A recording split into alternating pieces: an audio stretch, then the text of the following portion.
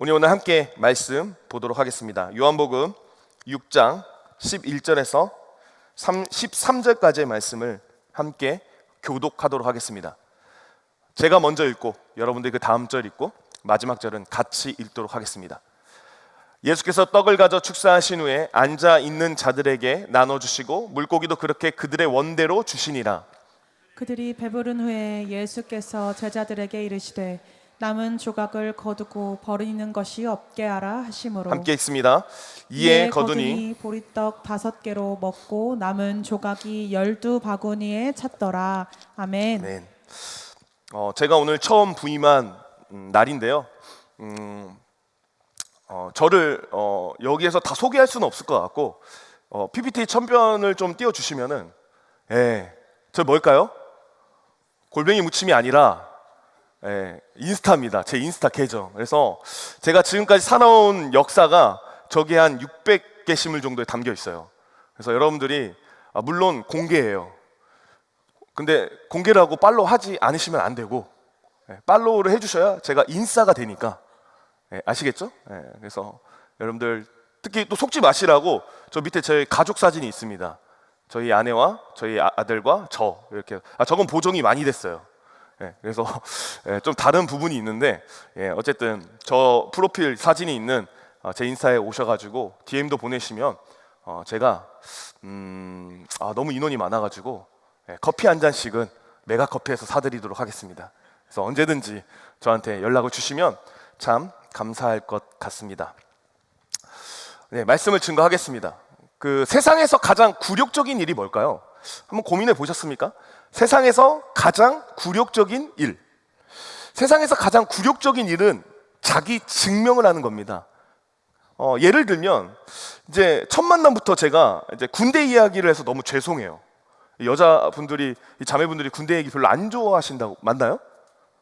좋아해요? 군대 축구찬 이야기 좀 해드릴까요? 군대에서 좀 이야기를 말씀드리면 이제 군대에서 나라 지키는 것보다 더 중요한 게 있습니다. 사실 나라 지키는 것보다 더 중요해요. 그게 뭔지 아세요? 상관을 알아보는 겁니다. 내 위에 있는 상관이 누군지를 알아보는 거예요. 그것을 실패한다? 예를 들어 이제 사단장님을 못 알아봤다? 민간복을 입어도 알아봐야 됩니다. 그러니까 군복을 입으면 사실 계급이 나오잖아요. 그건 뭐 알아봐야죠. 그런데 일반 복을 입고 있는 거예요. 그냥 사복을 입고 있는 거예요. 저 정장 입고 있지만 이제 저 사복 입으면 못 알아보겠죠? 아무튼 사복 입으니까 이제 못 알아볼 수도 있는 거 아니겠습니까? 그때 못 알아보면 어떻게 될까요? 우리 형제님들, 자매님들한테 좀 이야기 좀 해주세요. 지금 귓속말로 어떻게 되는지 물어보세요. 대답 안 하실 것 같아요. 혹시 공익이신가? 여러분 죽는 겁니다. 아무리 사단장이 민간복을 입고 있다 할지라도 병사가 그것을 못 알아보면 죽는 거예요. 왜냐하면 모든 명예와 영광에는요 자기 증명과는 거리가 멀기 때문이에요. 그러니까 영광이 있는 존재는, 그러니까 명예가 있는 존재는요 누군가 알아봐 줘야 되는 거죠. 그게 예의고 그게 어떻게 보면 정당하다라고 할 수 있습니다. 예수께서 이 땅에 오셔서 한 일은 뭘까? 저는 네 글자로 자기 증명이라고 말씀드리고 싶어요. 그러니까 예수님이 이 땅 가운데 오셔서 제가 메시아입니다. 제가 구원자입니다. 제가 여러분들을 구원할 수 있는 유일한 희망입니다. 이것을 스스로 증명했다는 거죠. 그러니까 예수께서 사람들의 병을 막 고치시고 귀신들을 막 빼시고 하는 그 모든 일을 왜 하셨습니까? 자기를 증명하시는 거예요. 나는 구약에 말하는 그 메시아다. 왜 죽은 나사로를 살리셨습니까? 왜 죽은 자들을 일으키셨습니까? 그 이유는 다른 건 없습니다. 그 말씀과 그 능력을 통해서 내가 구약에 말한 너희들을 살릴 희망의 메시아다라는 것을 가르쳐주기 위해서 예수 그리스도께서 자기를 스스로 소개를 하고 있다는 거예요. 그러니까 이 일은 우리만 생각해봐도 기분 나쁜 일입니다. 제가 여러분들한테 나 이시왕이야. 기분 나쁠 것 같아요? 안 나쁠 것 같아요? 내가 나쁘죠? 참 여러분들 안 나쁘죠? 여러분들이 이렇게 우리 국장님이 저한테 왔는데 제가 누구시죠? 이러면 저번에 만났잖아요. 그러니까 이게 큰 결례고 큰 신뢰잖아요. 예수님께서 자기를 증명하셨다? 이거는요, 엄청나게 굴욕적이고 기분 나쁜 일입니다. 하나님은 자기 스스로를 사실 설명하실 이유가 없는 거예요. 하나님의 아들 예수인 그도 내가 메시아고 내가 구원자라는 것을 사람들에게 알릴 이유가 없습니다. 그럼에도 불구하고 그분이 그 일을 하신 이유는 무엇일까요? 뭐라고 생각하세요? 딱 두 글자 따라해 보시죠. 구원 아닙니다. 사랑입니다. 사랑. 저와 여러분을 너무나도 사랑했기 때문입니다. 집에 좀 민감한 이슈라서 좀 건들기가 좀 무서운데, 강아지 키우시나요? 한번 손 한번 들어볼까요? 강아지 키우시는 분들. 예. 이렇게 안 키운다고요? 지나다니는 개들이 엄청 많던데. 자, 강아지를 위해서 어디까지 해보셨습니까? 혹시 개밥도 드셔보셨나요? 아니 여러분, 왜 사람이 개밥을 먹죠? 죄송합니다. 요즘은 개도 사람이라고 모르겠습니다. 조심해야 되죠. 여러분, 왜 우리는 강아지를 집에 키우면서 그 강아지가 앉았던 방석에도 앉고 개 집에도 들어가 보고 너 인테리어 잘 됐다, 너무 예뻐 하는 이유가 뭔가요? 이걸 어떻게 해석할 수 있죠? 사랑하기 때문입니다. 사랑하기 때문에. 여러분, 사랑은 뭐든지 다 할 수가 있습니다. 요즘 많이 쓰는 말이죠. 이제 도파민이 터졌다. 도파민. 여러분, 도파민이 터지면 어디까지 가시는지 아십니까? 불구덩이까지 갑니다. 그래서 저는 이제 좀 올드한 사람이잖아요. 제가 이렇게 보여도 87년생입니다. 예. 그렇게 안 보이시나요? 87년생인 제 시대에 유명했던 동방신기라는 그룹이 있었어요. 혹시 아시나요? 동방신기. 저랑 공감하시는 분들 있으시죠? 연식이 오래되신 분들이 여기 또 계시고 너무 행복합니다. 동방신기라는 그 가수가 그룹인데 허그라는 곡을 썼어요.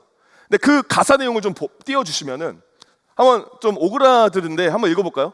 하루만 네 방의 침대가 되고 싶어 오 베이비, 더 따스히 포근히 내 품에 감싸 안고 재우고 싶어. 여러분, 공감되십니까?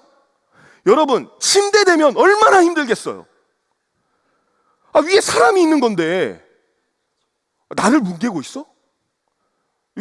공감 안 됐어요? 그럼 오늘 밤 우리 집에 침대로 오십시오. 제가 여러분들 위해 자겠습니다. 예, 여러분, 공감이 저는 전혀 안 돼요. 침대는 누가 올라오면 무거운 거예요. 근데 그렇게 입고 싶대. 왜요? 사랑하니까. 물론 저는 호르몬이 다 떨어져서 지금 여기 저희 아내가 있을 수도 있는데 깔리면 힘들어요. 그래서 나중에 여러분들 뭐 다를 것 같으세요? 그러니까 뭐 결혼하시고 나는 일평생 우리 아내 이렇게 800회를 해주고 살겠다. 우리 자매님들 꼭 그런 남자를 만나시기를 주님의 이름으로 축복합니다. 그런데 50% 이상은 다 저 같은 남자들. 야, 팔 아파. 야, 저리 가. 야, 쥐 왔어. 이 남자들 뭐 저만 쓰레기예요? 아닌 것처럼 이렇게. 예. 사랑하니까 괜찮다라는 겁니다. 예수께서 우리를 사랑하셨습니다. 그는 육체를 입고 오셨습니다. 그럼에도 불구하고 괜찮았습니다. 왜요? 우리를 사랑했기 때문에. 오늘 본문은 우리가 너무나도 잘 알고 있는 오병이어 사건입니다. 여러분은 이 오병이어 사건에서 어떤 하나님의 뜻과 교훈을 발견하십니까? 단순하게 문자적으로 해석하면 그렇죠. 예수께서는 배고픈 자들을 배불리 먹이신다. 그러니까 배고플 때 기도하라. 너가 굶주릴 때 기도해라. 네가 재물이 없을 때 기도해라. 하나님은 너를 채우실 것이다. 그래서 제가 여기에 물고기랑 재미없으신가요? 제가 떡을 준비했습니다. 저는 가난해서 8병 1허, 8병 1허를 준비했고요. 제가 이거 한번 기도해 보겠습니다.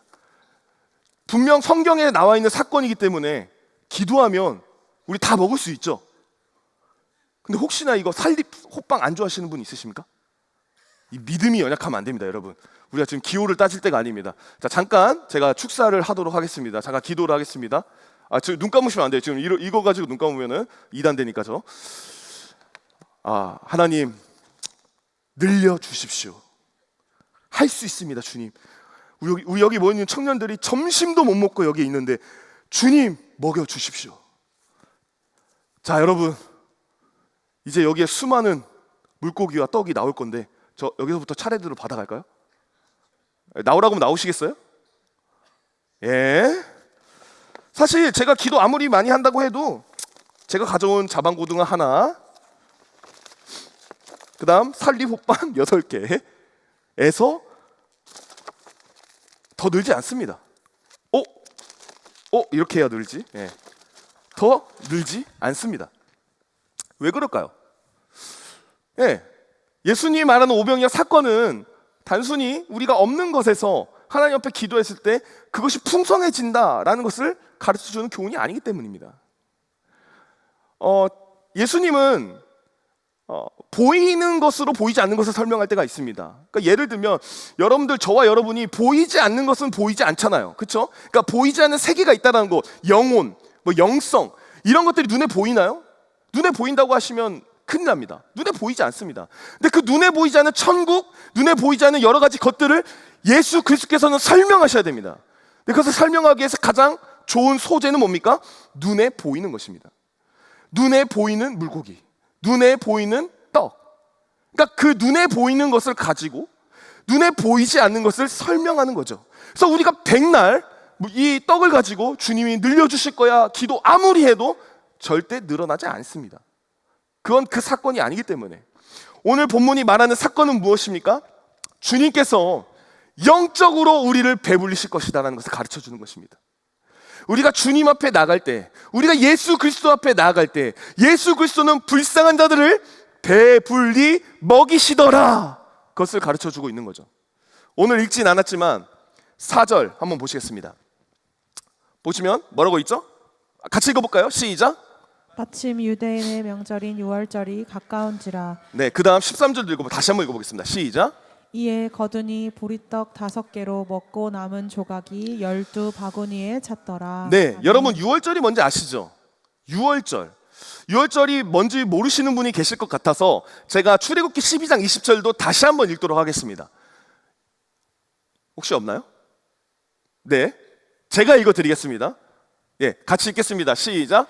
너희는 이르기를 이는 여호와의 유월절 제사라. 여호와께서 애굽 사람에게 재앙을 내리실 때에 애굽에 있는 이스라엘 자손의 집을 넘어사 우리의 집을 구원하셨느니라 하라 하매 백성이 머리 숙여 경배하니라. 예, 아멘. 이스라엘 백성이 애굽에서 나올 때요, 출애굽할 때 하나님은 애굽에 10재앙을 허락하십니다. 근데 이 애굽뿐만 아니라 이스라엘에게도 10번째 재앙은 함께 허락하십니다. 근데 이 10재앙 중에 마지막 재앙이 뭐냐면 장자의 죽음이에요. 장자의 죽음. 그러니까 어느 기점을 통해서 너희들의 첫째 난 것은 다 죽을 것이다, 이것을 재앙으로 내리십니다. 그런데 이 재앙을 피할 수 있는 방법이 있었는데 그것은 어린 양의 피를 문 좌우 설주와 임방에 바르는 것이었습니다. 그것만 바르면 죽음은 넘어갑니다. 실제로 이스라엘 백성들은 순종하죠. 하지만 애굽 사람들은 경고를 무시합니다. 그래서 어떻게 됩니까? 이스라엘의 집들은 구원을 받고요, 애굽 집들은 초상집이 됩니다. 이것을 기념하는 것이 바로 유월절. 그래서 유월절의 핵심은 뭡니까? 주님이 우리를 건져주셨다라고 하는 그 구원의 기쁨, 그 구원의 기쁨을 다시 한번 상기시키고 기억하고 우리의 삶을 날마다 기쁨으로 살아가는 것, 그게 유월절의 정신이었고 그것들을 유월절에 기념하는 일이었습니다. 그런데 문제는 무엇입니까? 이 은혜를 받아 누렸던 이스라엘, 그 이스라엘 안에 구원의 감격과 기쁨이 사라지기 시작하더라는 겁니다. 그러면 왜 그들은 그렇게 그렇게 하나님이 큰 은혜를 주셨는데도 그 은혜를 다 잃어버렸을까? 이유는 간단했습니다. 한눈을 팔았기 때문입니다.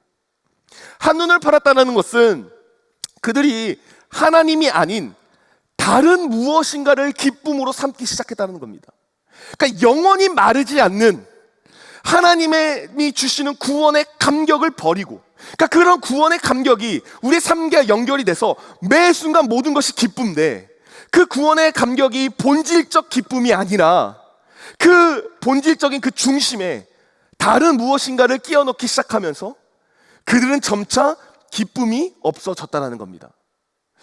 마가복음 6장 34절은 이렇게 말씀합니다. 예수께서 나오사 큰 무리를 보시고 그 목자 없는 양 같음으로 인하여 불쌍히 여기사 이에 여러 가지로 가르치시더라.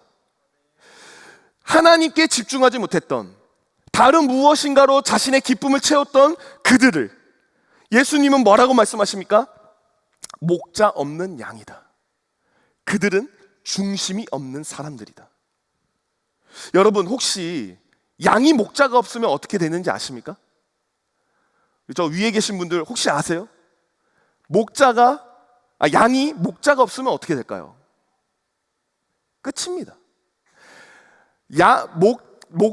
목자가 없는 양은 그 순간은 살아갈 수 있겠지만 그들은 결국 자신들을 방어하거나 보호하지 못합니다. 그러니 그들에게 마주할 것은 무엇입니까? 좌절입니다. 좌절. 하나님을 떠나 한눈을 팔 때 우리에게도 마찬가지입니다. 허락되어지는 게 무엇일까요? 슬픔과 좌절입니다. 그래서 예수 그리스도께서 이 오병이어 사건을 통해서 뭘 이야기하는 것입니까? 봐라, 나를 봐라. 나는 너희의 기쁨을 회복시킬 것이다. 나는 너희들을 먹이지만, 지금 너희들이 육체적으로만 먹고 있지만 너희들의 영적으로 너희들이 배부를 것이다. 너희들의 구원의 감격과 기쁨이 영원히 나를 통해 지속될 것이다. 이것을 가르쳐 주는 게 오병이어 사건이라는 겁니다. 제가 거기에 대한 근거를 좀 더 대면 바구니 수를 좀 보겠습니다. 바구니가 몇 개인지 기억나시는 분? 호빵 드리겠습니다. 이거 호떡. 자, 바구니 손 한번. 예, 너무 부끄러우신가요? 호떡이라네. 바구니가 몇 개였죠? 12바구니였습니다.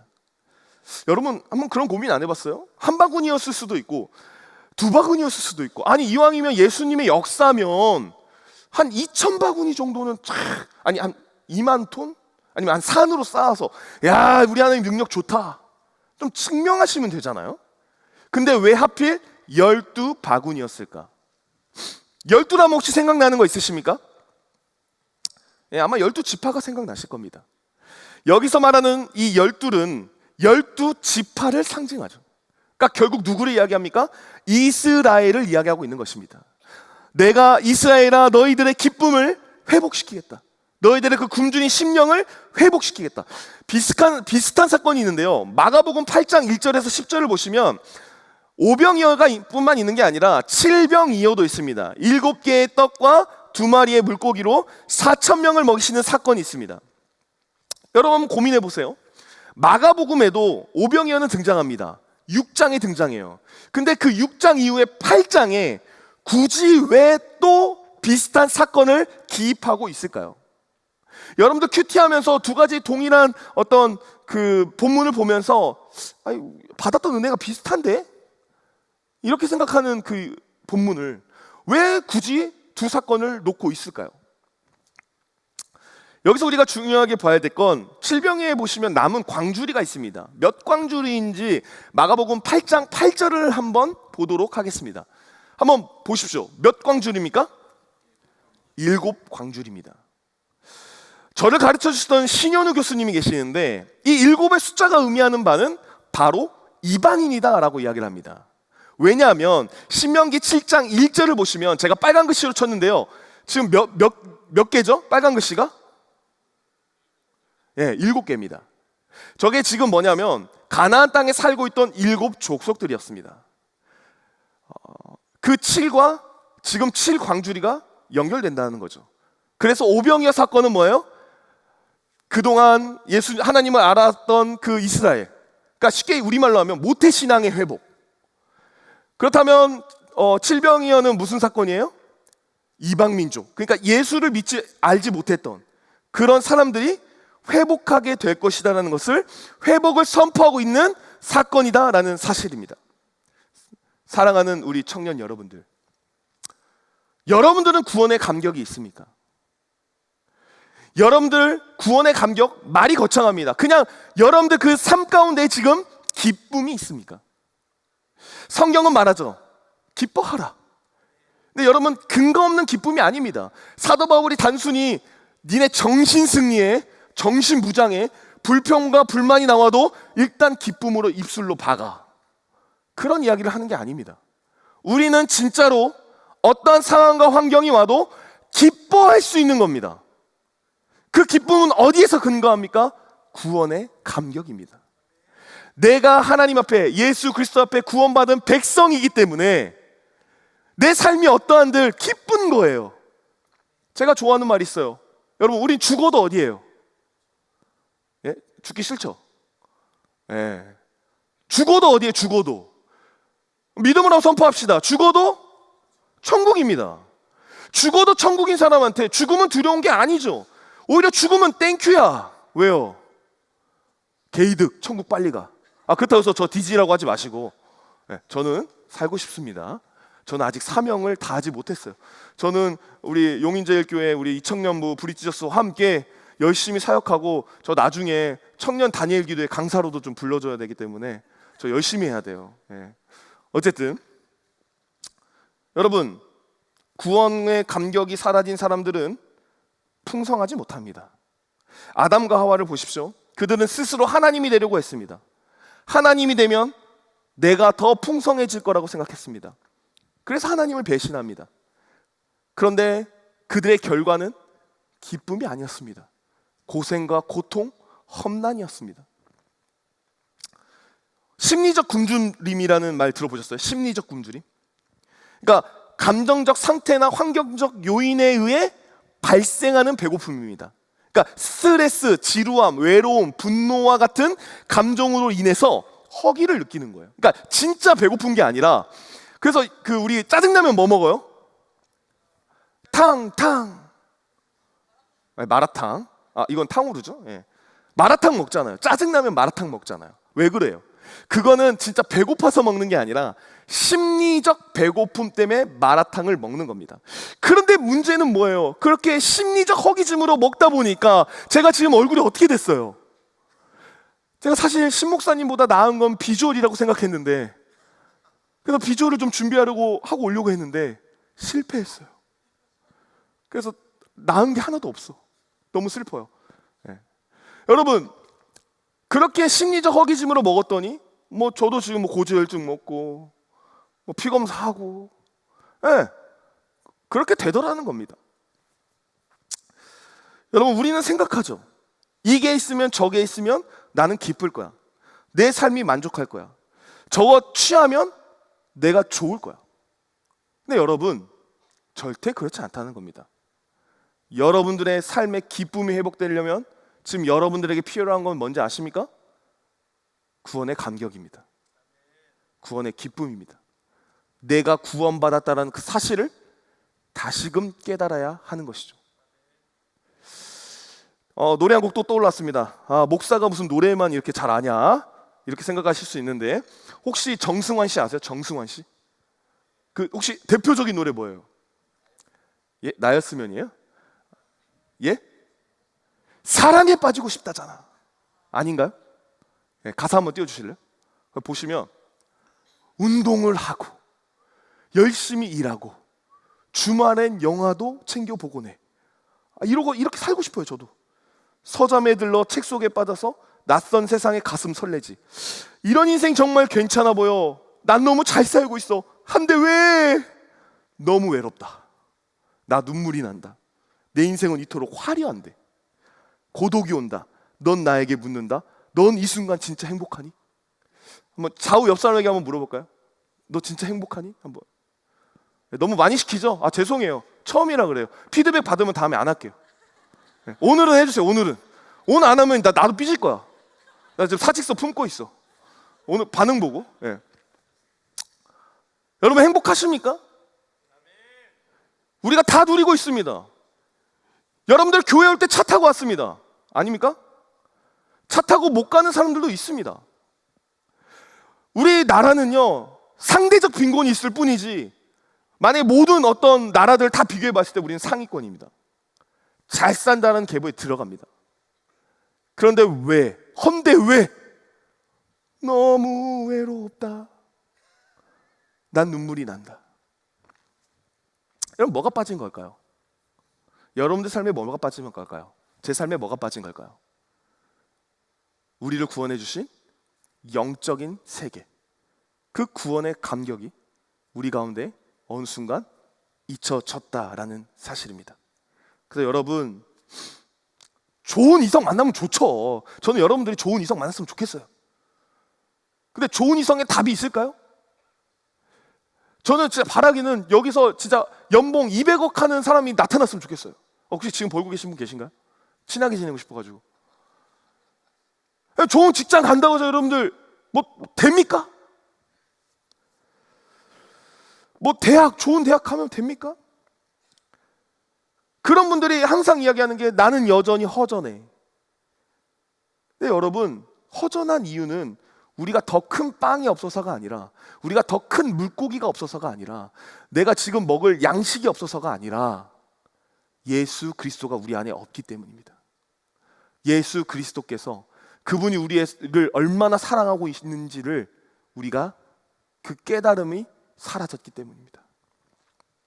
가끔 청년들 보면 안타까운 사람들이 있습니다. 자신의 삶이 풀리지 않아서 이런저런 힘듦을 호소하는 청년들이 있어요. 근데 저는 진짜 짜증이 나요. 왜 짜증이 나면, 야, 문제가 있으면 예수님 앞에 나아가. 나한테 이야기하지 말고. 무슨 말인지 알겠어요? 야, 누구야, 나 인생에 문제가 생겼어. 나와. 우리 수다 좀 떨자. 그게 아니라 우리의 인생의 문제에 지금 매달리고 붙잡아야 될 분은 누구냐면, 우리를 배불리실 수 있는 예수 그리스도입니다. 그분이 나에게 무엇을 말씀하고 계신지, 그분이 나를 어떻게 사랑하고 계신지, 그분이 나를 위해서 지금 무엇을 하고 계신지를 깨달아야 됩니다. 그래서 여러분, 제발 힘들고 어렵다라고 이야기하면서 캠핑 가지 마시고, 여행 가지 마시고, 어디를 가야 됩니까? 금요 기도회로 오세요. 불금을 보내지 마시고 어디로 와야 됩니까? 예배당으로 오세요. 그리고 주님 앞에, 주님, 제 인생에 슬픔이 너무 많습니다. 제 인생에 제가 다 즐겨봤는데도 제가 할 수 있는 게 없습니다. 주님 도와주십시오. 그렇게 매달려야 되는 것 아니겠습니까? 저와 여러분이 매달리기를 간절히 원합니다. 여러분, 비극은 뭔지 아십니까? 비극은 굶주리는 건 비극이 아닙니다. 진짜 비극은 뭐냐면 굶주렸음에도 주님을 찾지 않는 것입니다. 여러분, 우리의 비극은 내가 남자친구가 없다고, 여자친구가 없다고, 그건 비극이 아니에요. 내가 좋은 직장 없다고, 그건 비극이 아니에요. 우리의 비극은 뭡니까? 내가 지금 없다라고 생각하는 그 지점에, 내가 지금 공허하다라고 생각하는 그 지점에서 주를 찾지 못하는 게 비극인 겁니다. 우리는 참 예수님을 찾지 못합니다. 그러나 예수님은요, 아까도 이야기했지만 은혜로우신 분이세요. 우리는 주님을 찾아가지 않지만 주님이 우리를 찾아오십니다. 두드리십니다. 오늘 말씀을 보면 빌립이라는 사람이 등장합니다. 예수님은 빌립을 불러요. 그래서 이렇게 말씀하시죠. 어디서 이 사람들을 먹이겠냐? 당시 5,000명이 있었고 그 사람들을 예수님께서 어떻게 하면 먹이겠냐라고 묻는 거예요. 이렇게 말씀하신 이유는 6절에 보면, 6절을 읽진 않았지만 뭐라고 얘기하냐면 시험이라고 이야기합니다. 여러분, 여기서 말하는 시험은 어떤 시험이냐면 좋은 의미에서의 시험이에요. 그러니까 학교에서 모의고사를 보죠. 모의고사를 왜 봐요? 우리 너 정지하려고 모의고사를 봅니까? 그렇지 않습니다. 나중에 우리의 본 시험을 잘 보기 위해서 내 수준이 지금 어느 정도에 있는지, 그리고 어떤 유형들이 기출이 되는지를 미리 보는 시험인 거예요, 모의고사가. 여기서 말하는 시험이 그 시험입니다. 그러니까 예수님은 부르세요. 저와 여러분들은 아마 부르실 거예요. 그리고 말씀하실 거예요. 채워라, 움직여라. 여러분, 가끔 그런 생각을 합니다. 예수님께서 솔직히 혼자 일하실 수 있잖아요. 예수님이 제자가 필요 있으십니까? 전 아무리 생각해도 필요 없어요. 솔직히 하면 진짜 여러분, 초면이 너무 죄송합니다. 셀장, 마을장, 팀장, 국장, 그리고 여기 있는 저, 솔직히 하나님이 보시기에 하나님의 열심이 아니라 하나님의 뭡니까? 골치 아닙니까? 골치? 아, 나만 그런가요? 저는 제 인생이 그런 것 같아요. 하나님, 막말로 이야기해서 저 같은 놈보다는 훨씬 더 나은 사람을 하시면 하나님이 덜 골치스럽지 않으시겠습니까? 왜 저를 선택하셔서 이렇게 골치 아프게 일하십니까? 근데 그때마다 깨닫는 게 있습니다. 그것은 무엇이냐면 성장입니다. 성장. 여러분, 왜 우리가 하나님 앞에 세워집니까? 내가 능력이 있어서요? 내가 뭔가를 잘해서요? 내가 무엇인가 뛰어나서요? 절대 그렇지 않습니다. 하나님의 능력이 있으시면 더 많으시고 하나님이 뛰어나시면 더 뛰어나십니다. 그러나 하나님은 우리를 너무나 사랑하시게 우리를 부르시고 우리를 하나님의 자녀답게 성장시켜 나가기 위한 방편으로 같이 일하신다는 겁니다. 오병이어 사건에 같이 있으시다는 겁니다. 그 사랑을 저와 여러분이 받았다는 겁니다. 그래서 여러분, 셀장이 많이 부족합니다. 성장하고 싶으시죠? 약간 마음 가운데에 셀장 하실래요? 이러면은 왠지 하기 싫은 마음 있으시죠? 혹시 있으신 분들은 주님이 지금 두드리고 계신 겁니다. 누구야? 너 성장할래? 근데 만약에 제가 이렇게 말씀드렸는데 그냥 아무 생각이 안 드시는 분들은 그냥 하지 마세요. 근데 뭔가 피하고 싶고 도망가고 싶고 이렇게 움츠려드는 사람들 있죠? 당신은 요나와 같은 분이십니다. 요나를 찾고 계십니다, 주님이. 요나 많으시네요, 여기. 여러분, 결국 주님은 우리를 성장하는 자리로 끌어놓으실 겁니다. 여러분들이 아무리 나는 하기 싫어요라고 발부둥을 친다 할지라도 주님은 여러분들의 삶과 여러분들의 마음을 낱낱이 찢어서 결국은 주님께 나올 수밖에 없도록 빌립이 되도록 무엇인가를 하도록 만들어 가실 거다. 성장시켜 가실 거다라는 사실입니다.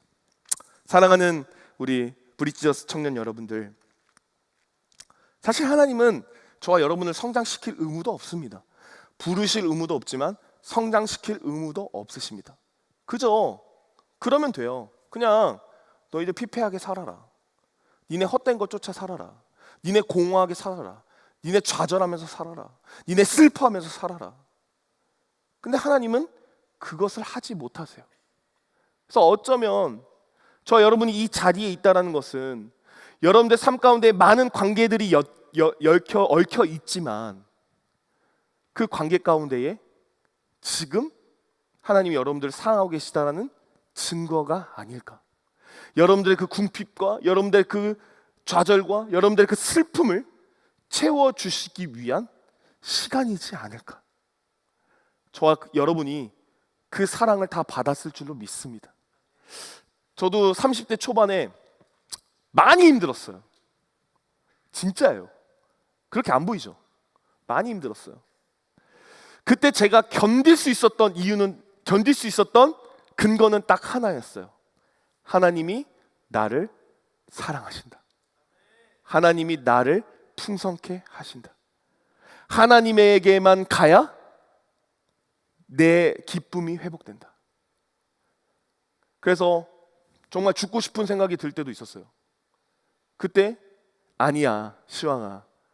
사람들이 말하는 가치로 따졌을 때 너는 지금 죽어도 되지. 가치가 없으니까. 하지만 하나님은 너를 사랑하신다. 너가 살아있는 이유는 분명 하나님이 너를 살려주시기 위함이야. 너를 쓰시고자 한 위함이야. 실제로 저는 모든 걸 다 접고요. 남양주라는 깡 시골에 들어갔습니다. 물론 뭐 용인도 아무튼 남양주라는 곳에 들어갔어요. 제가 들어간 이유는 너무 간단했어요. 저는 더 이상 도시 목회를 하지 않겠다. 왜냐하면 제가 그때 마음이 너무 힘들었거든요. 제 나름대로 하나님을 붙잡는 방식이었어요. 근데 놀랍게도 그 남양주에서 저희 아내를 만났고 저희 아들을 만났어요. 또 더 놀라운 거는 저는 분명 다른 데로 나갈 생각이 없었는데 전 사역지가 용산이었어요. 용산. 그리고 또 하나님은 시골에서 그냥 조용히 사역하려던 저를 용인 제일교회를 부르셔가지고 저 지금 꿈 같아요. 지금 이 예배 장소 자체가 저는 꿈이에요. 이미 다니엘 기대 온 것 같아. 네. 됐어요. 저는 꿈을 다 이뤘습니다. 주님이 그렇게 일하시더라고요. 만약에 목사님 어떻게 힘드세요라고 궁금하시면 나중에 뒤로 오시면 제가 조용히 그때 말씀드리도록 할 거고요. 여러분들의 감정이 하나님의 사랑이 느껴지지 않을 수도 있다고 저는 생각해요. 그지만 딱 한 가지를 기억했으면 좋겠어요. 여러분의 감정과는 상관없이 하나님의 말씀이 우리를 사랑한다라고 하고 있습니다. 내 비록 감정은, 내 비록 어떤 심리적 상태는 하나님을 배신하고 싶고 하나님을 욕하고 싶은 상태라 할지라도, 하나님이 없다라고 생각하는 생각이 들다 할지라도 그렇게 하지 마시고 말씀 근거에서 하나님을 붙잡으시기를 바랍니다. 그때 여러분들의 삶에 오병이어와 같은 기적이 일어날 줄로 믿습니다. 여러분들의 삶의 영적인 상태가 회복되는 놀라운 은혜가 있을 줄 믿습니다. 제가 설교 준비하면서 저번 주 좀 약간 제가 집요한 부분이 있어요. 그래서 여기 오기로 결정돼서부터 여러분들 라이브 하는 상황들을 다 봤어요. 근데 회중은 안 비쳤으면 좋겠어요. 왜냐하면 표정이 너무 어두워서 나 저기 가야 된다고 하니까 막 마음이 아픈 거야. 네. 다음에 좀 많이 웃어주실 수 있죠? 네. 그리고 이왕이면 좀 앞에 오셔서 같이 얼굴도 보고. 네. 뭐 강제는 아닙니다. 제가 이제 모니터링을 하는데 저번 주에 이제 신용호 목사님 마지막 날로서 이제 찬양팀이 베드로의 고백을 선택했더라고요. 베드로의 고백. 근데 이 고백을 보면서 그냥 그런 생각이 들은 거죠. 왜 베드로 고백을 했을까? 근데 저는 답을 하나밖에 찾지 못했어요. 그것은 신 목사님을 통해 일하신 예수 그리스도. 그 예수 그리스도 앞에 이제 나를 증명하겠습니다. 목사님, 신 목사님 떠나시지만 저희는 예수의 사람들입니다. 예수 앞에서 저희를 증명하겠습니다. 그것 아니겠습니까? 오늘 이 시간에 같이 한번 찬양했으면 좋겠습니다. 우리 그런 마음을 가지고 가사를 보시면 그래요. 내가 가장 후회하는 일, 예수를 따르는 일. 내 금을 버리고 내 사랑들 뒤로하고 나를 부르신 주님과 동행하는 일. 나의 평생에 소원하는 일, 예수를 닮아가는 일. 굳은 마음 제하시고 사랑을 가르치신 나의 예수님을 사랑하는 일. 여러분, 이제 우리가 해야 될 것은 예수님 앞에 사랑을 받은 그 사랑을 증명해 나가는 일입니다. 그것을 이 시간에 같이 한번 다짐하면서 찬양하며 나가겠습니다.